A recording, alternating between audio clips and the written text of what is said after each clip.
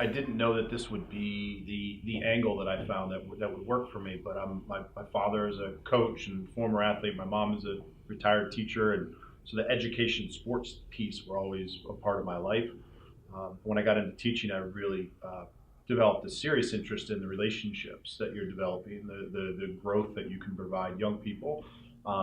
So while at Cristo Rey, started my career at St. Paul's and went on to Colorado to a Jesuit school out there, did admissions, so I got to learn a lot about family backgrounds and what it takes to make it in private schools. But I really found an interest in serving inner city youth and underserved youth. So when we moved back to Baltimore, I took a really hard look at a lot of schools in the inner city, and Cristo Rey was a really good fit. And during that time, I just I was constantly looking at deficits. We have some great kids, but what don't they have? What's missing? What gaps can I fill in? What skills do I have? And at that time, it was really just lacrosse. And I thought, let's throw these guys a stick. Let's keep them busy in the summer. But that really I started to change gears with a lot of that and really focus on the social development, their academics stabilization, and their ability to see college as a real option, and most importantly, to graduate.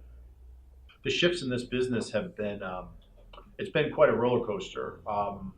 When I began it, I knew very little about grant writing or how to find the funds to kind of further my ideas.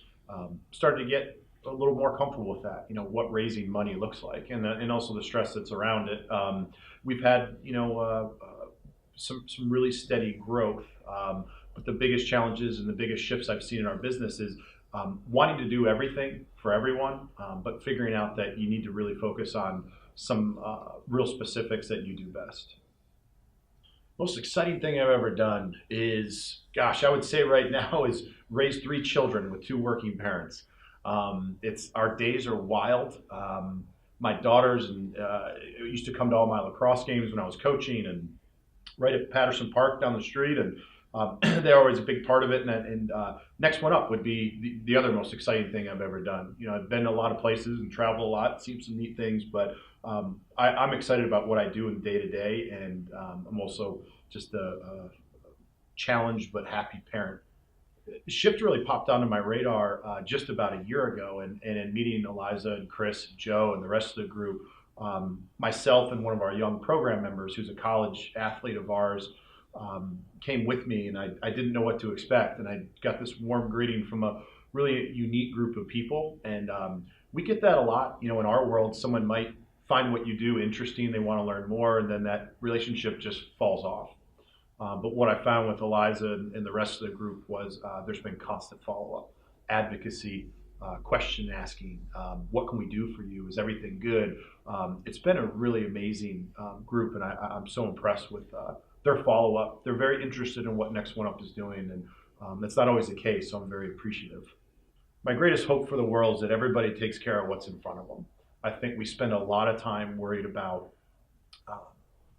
everybody else's business. We forget about our own. And I use that example as I tell the boys in the program. I take care, make sure that I'm keeping an eye on the growth and development of my own children first. Because if I'm not doing that, how can I tell you how to do things better? So that's my biggest hope, is that everyone focuses on what's in front of them and that they can tackle. We're really growing. Last couple of years has been some pretty steady growth, and one thing we don't have is a lot out. We haven't shared a lot with the public, mostly because, as I mentioned before, I'm still trying to figure out what the recipe is. There's things that whether it's college test prep or whether it's teaching kids hands-on skills, job readiness, and so on. We're still trying to figure it out, but I think we've got a pretty good sense of where we're making our impact. And when we're ready, we want to share it with the public and really get the Next One Up name out there. We have some amazing guys that we're working with, and they're really are. That's what's interesting is with our guys. I mean, there's everywhere you turn, there's a story of grit. There's a story where a kid just completely persevered. We've got a lot of them. We hold them close to our chest, and when someone's ready for them, we'll hand them over. And that's, I'm with a kid tomorrow who's just a mind-blowing story, and he doesn't know it yet. He's young, so I don't want to tell him, like, hey, you've got a story to tell, and this is something that can really impact and affect other people. He gets it, but he's 15, just turned 16, so I'm not going to push it, but he's going to come to that point where And it fits our mantra. And what Next One Up is that his job is to actually bring the next kid up, and that he will look and be a mentor and so on. But we've got a lot of those really neat stories, and we like that they're ours and theirs. But eventually, we're going to say, hey, there's someone that wants to talk to you about this, and I think the public needs to know how tough of a kid you are. We did an event last fall at the Senator Theater. We had a kind of a film review or a preview or film release, which I'll send you a link to it. Really nice job that a film student at American University did, and about the program and about us. But we had some great corporate support for that. A little bit of everybody around town, Kelly and Associates and Not Mechanical, and a few groups from out of town. So a few of those. M&T Bank has helped us. The Ravens. So we're getting there. We're getting there. Trying to diversify, and fundraising is a unique challenge, and there's 2 full-time staff members, there's 85 boys that we serve. Some folks want us to get bigger, others think we're just right, but it's a dating game. You got to match up with everyone, and see if their interests align with Next One Up's. For us, we run a 5-week summer program. This summer, this will be our 3rd summer doing it, but each year it gets bigger and stronger. We bring in some amazing teachers and our own personal staff members that we have.